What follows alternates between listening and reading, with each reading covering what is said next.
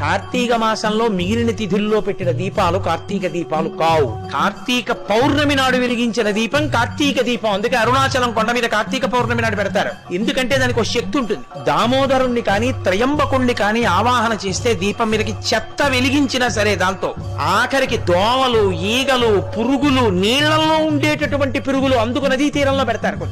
నీళ్లలో ఉండే పురుగులు, చెట్లు కదల్లేవు. చెట్లు వేటి మీదకి వీటి కాంతి పడుతుందో ఆ కాంతి పడినంత మేర కూడా వాటి జన్మ పరంపర పోతుంది, వాటి పాపం పోతుంది.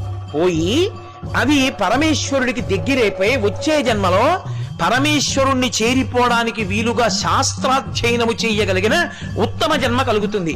కార్తీక దీపం పెట్టే అధికారం ఒక్క మనుష్యులకు మాత్రమే, మిగిలిన ప్రాణులు పెట్టలేవు. కార్తీక దీపం పెట్టి సమస్త ప్రాణికోటిని ఉద్ధరించాలి రేపు మనుష్యులు.